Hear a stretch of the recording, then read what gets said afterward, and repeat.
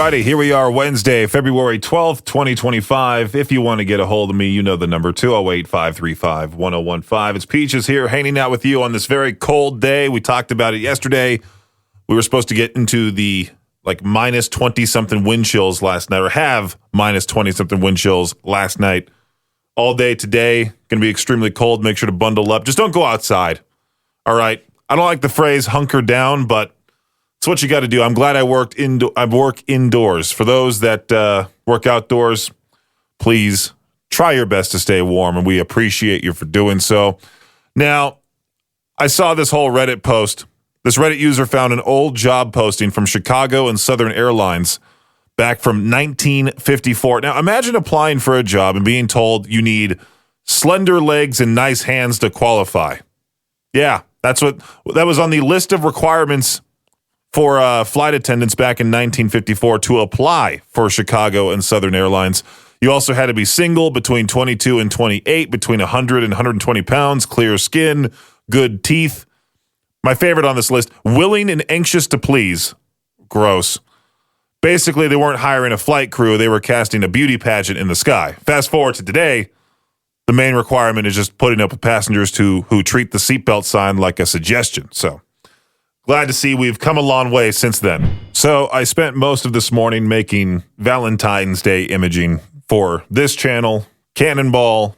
I think I did some alt ones as well, which, by the way, you should download the alt app and the Cannonball app for any future giveaway. And plus, you should enjoy those channels. Be an overachiever. Have all three apps on your phone, K-Bear, Alt, and Cannonball. But Valentine's Day is this Friday.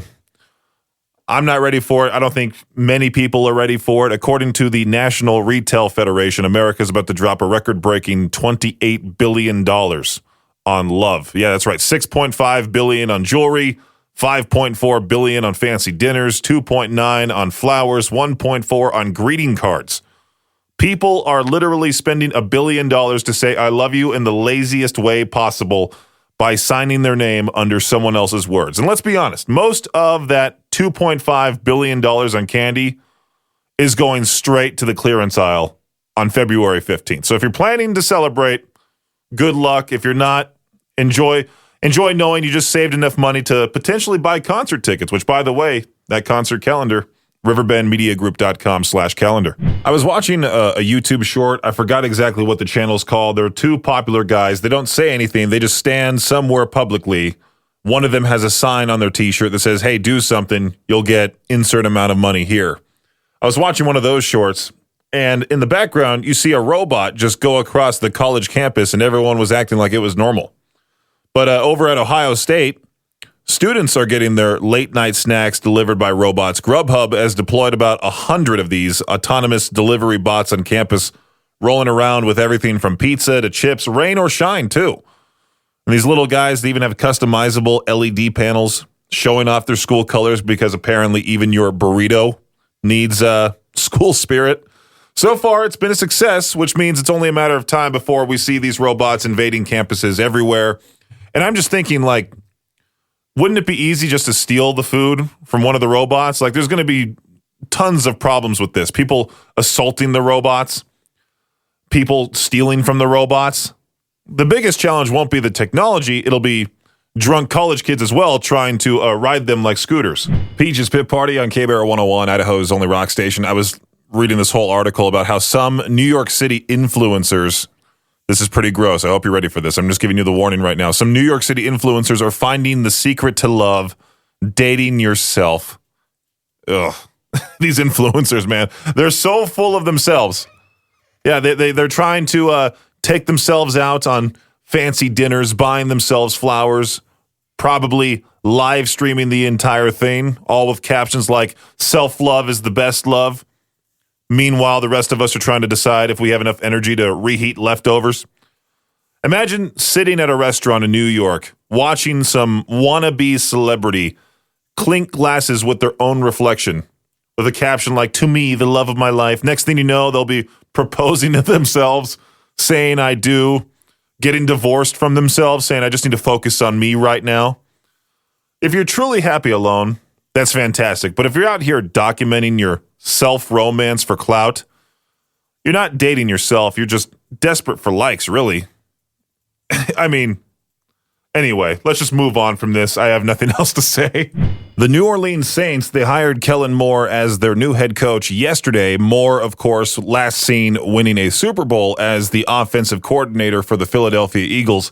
He'll now be in charge of the Saints, who last won a Super Bowl 15 years ago and haven't made the playoffs since 2020. Nevada sportsbooks are celebrating a record-breaking win of $22.1 million from Super Bowl 59, the highest ever for the state. The Philadelphia Eagles' victory over the Kansas City Chiefs played a big part in the success of the sportsbooks, which also cleaned up on player props, especially with Saquon Barkley not scoring a touchdown. The Philadelphia Eagles' Super Bowl 59 win has set a new record for merchandise sales in the first 24 hours after a championship. After the big win on Sunday, Eagles fans bought more team stuff than any other fan base in history, with sales flooding in from all 50 states and over 60 countries. Dallas Mavericks fans, they're still very upset that the team traded star Luka Doncic to the LA Lakers earlier this month. 2 fans were removed by Maverick security during Monday's loss to the Sacramento Kings. 1 fan was taken after he mouthed "Fire Nico," meaning the team's GM Nico Harrison, when he appeared on the arena's Jumbotron. Another was removed for an inappropriate T-shirt that had some curse words on it about the trade. Of course, Anthony Davis getting hurt in his first game, being out for at least a month. Fans are only going to get angrier. That is it for your Shot Clock Sports Update right here on K-Barrel 101. So Lending Tree put out this article. Many drivers have a favorite car brand or one they hate seen on the road. Their distrust may be warranted, whether they've had bad experiences with other drivers or they buy into another brand's reputation. Lending Tree found out that Tesla, Ram, and Subaru drivers are among the worst. They've had 36.94 incidents, accidents, DUIs, speeding, and citations 36.94 per 1,000 drivers from the beginning of last year to the end of last year, up significantly from the late 2023 analysis. Mercury, Pontiac, Cadillac have the best drivers. Mercury drivers, only 18.63 incidents per 1,000 drivers nationally, about half the rate among Tesla. So not only is the Tesla just ugly to look at when you see it driving around, but also could be a danger around you. Especially if you see a Tesla with a 1J license plate, you might as well just not even drive even remotely close to that vehicle. Today's question for To Peach Their Own, which is coming up here in just a little bit during the 4 p.m. hour. What super minor thing annoys you? This has been happening, or this has been going on for the past hour of me trying to figure out as to why this computer in studio, all of a sudden, anytime I try searching for something, it goes to Yahoo instead of Google. And I've tried many different guides. Now, I don't need some IT person to call in and try helping me out here. I feel like there was something that was installed that totally took over the browser, something like that. I've tried, like I said, many different guides trying to figure this whole thing out. Man, it sucks because nobody uses Yahoo or DuckDuckGo, whatever that is. Everyone uses Google. Even when I open a new tab, it goes to a blank search bar and it goes right to Yahoo. Very weird.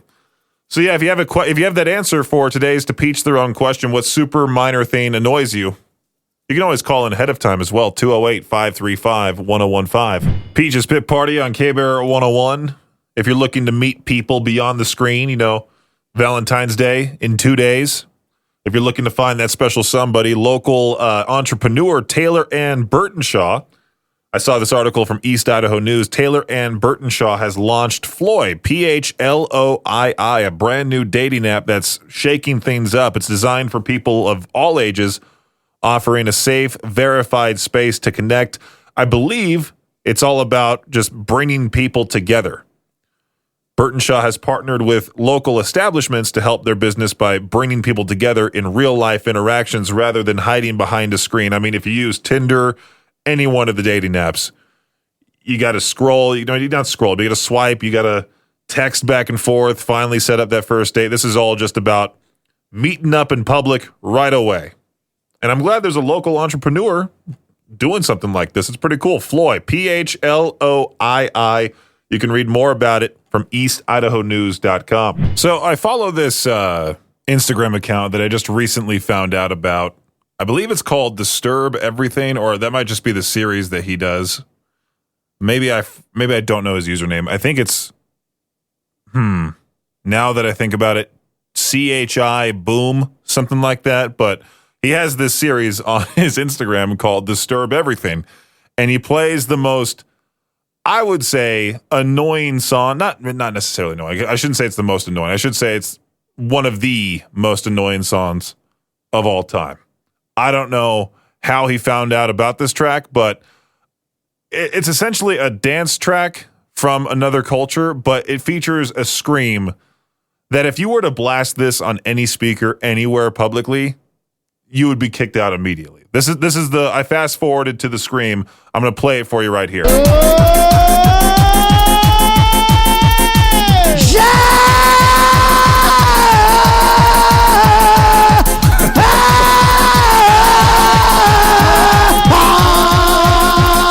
It's like he just walks around. I think he's over in Africa, but he walks around with the giant JBL speaker. He also has massive headphones on him to make it seem like, oh, he's trying to listen to that song on his headphones, but it's really going through the speakers. So people go up to him and be like, dude, what's wrong with you?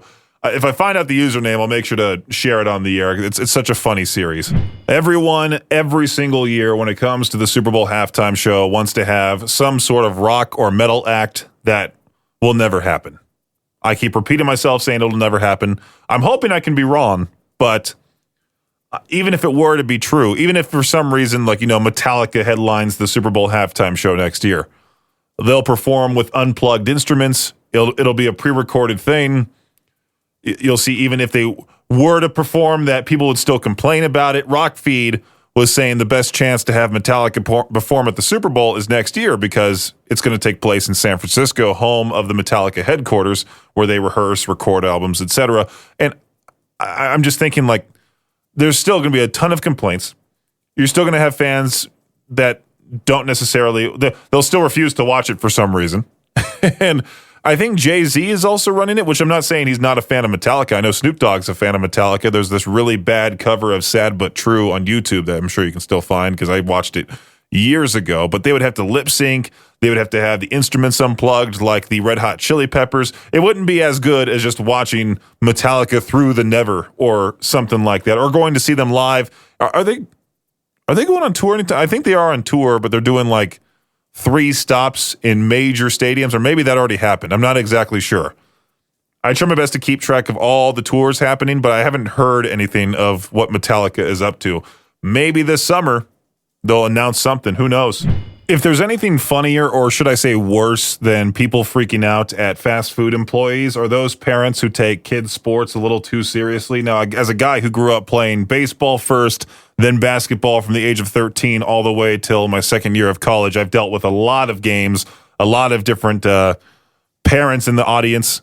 Some of them, flipping out at the referees. Some of them getting kicked out. My team at one point got kicked out of the, when I get kicked out of, but we had to get escorted out of Compton High School because one of my teammates decided to push one of their best players, one of the best players in the nation, named Isaiah Bailey. He dunked the ball, was hanging on the rim. My teammate got upset, frustrated, and for some reason just decided to push him as he was hanging from the rim. Everyone freaked out, and we're at Compton High School, out of all places. But I was reading the story out of Seattle where the police responded to a report of an irate parent accused of pushing 2 teen hockey referees so hard they were knocked onto the ice during a youth hockey game at the Kraken Community Iceplex in Northgate. Now, as you could imagine, the worst possible thing happened to this parent, I should say. The teen referees, they're 13 and 14 years old. It's just a casual hockey game. You always get those weird dads in the audience that for some reason just flip out. And this guy is now getting national coverage, most likely going to face some jail time. His kid is not going to have a dad, all because he got frustrated at this teenage referee's call and pushed him flat out on the ice. I feel like also those kids will never want to referee a game ever again. I was trying to decide which story to do for what the headline just now. If I should do this guy who got drunk and went onto a riding lawnmower, plowed over mailboxes, but I kind of like this story a little bit more. This possum with a sweet tooth recovering at a wildlife rehab facility in Nebraska from a really bad tummy ache because, well, the possum decided to eat an entire Costco chocolate cake that was just sitting there on the table in a family's backyard. The owner said, I always have a house full and we cook a lot, and when you run out of room in the fridge, you just sit it on the table outside in the winter. She says her son walked outside and found the possum curled up on the outdoor sofa, which was just covered in chocolate paw prints. He said the cover for the cake was on the floor, the entire dessert gone. It was clear the animal wasn't feeling well, so they called the Humane Society to come get him and take him to Nebraska Wildlife Rehab for treatment. They're giving him about 3 weeks to reset his diet before returning him to the wild. I don't even want to be there for that big mess when that cake makes an exit, if you know what I'm talking about. K-Bear 101, if you missed out on it last week, was it already last week or the week before? I'm not sure, but I interviewed Shane Told, the lead singer, the emo legend himself of Silverstein, one of the nicest dudes out there. I got that on-demand podcast, that interview finally uploaded wherever you get your podcasts. You can even watch the video version of it on our YouTube channel at K-Bear 101 RMG. It's time-stamped. I put a lot of effort into time-stamping the thing, so go and listen to it. Let me know what you think of the entire 30-plus minute conversation. I never aired any part of it just because it was better off by itself as one big conversation that you can just listen to if you were interested in doing so, in the conversation that I had with Shane Told of Silverstein. Once again, shout out to him. The band is having 2 albums out this year. Anti-Bloom coming out February 21st, and then another album later this year. Shane said they had like 20-something songs that they were dividing between 2 albums. They couldn't cut any of the songs out because they were all just that good. And so far, those singles they've put out, Confession and Don't Let Me Get Too Low, and a couple of others, have been downright awesome. So I'm excited for the rest of those albums, and we'll see how the tour goes for them. They were just in Salt Lake City not that long ago. I was sad to miss out on it, but I'm hoping they'll come back around at some point. Time for today's To Peach Their Own question. Yesterday's went extremely well. So what's something that's super minor that instantly just annoys you? Already have a good amount of answers on the Facebook post at K-Bear 101 Idaho Rock and Metal. Bryce using sail and sell incorrectly. Junior, BO at concerts. BO in general. When a dishwasher is loaded with inefficiency from Chili Dog, the notorious Chili Dog. Jeff, loud chewing. I did see a few people saying loud chewing. My dad used to be that guy that would do that all the time. I'm glad I don't have to eat dinner with that guy anymore. I still miss him. I would still love to eat food with him. Don't get me wrong. But at least I have to sit next to the guy here and next to my ear the whole time. What's something super minor that instantly annoys you? Call in right now, 208-535-1015. Hey, K-Bear, what's a super minor thing instantly annoys you? What's up, Peaches? This is Vortex. I would have to say default ringtones on phones. Especially when they play it loudly, and then like some boomer has it on their phone, and then they do that weird like head tilt backward looking down motion, and they proceed to stare at the screen for like 10 seconds, and then there's so many ways to get real music ringtones these days, you know. And then they forget how to swipe right to answer, or you don't have to swipe right anymore. You just have to click the green button. It takes them like 10 seconds to finally do it. The same thing goes for like self-checkout. They think for some reason just staring at the screen will help them out. It's not to just completely insult boomers in one break, but I mean, I've dealt with a lot of them as of late, going to these different grocery stores, and sure enough, I'm waiting in line at self-checkout. I see somebody completely ignoring the 15 items or less rule and just trying their best to ring up everything, and they can't. So then they stare at the screen, or they stare at the worker thinking that's some sort of sign to be like, come help me now type of thing. Yes. Well, hey, if the walker fits.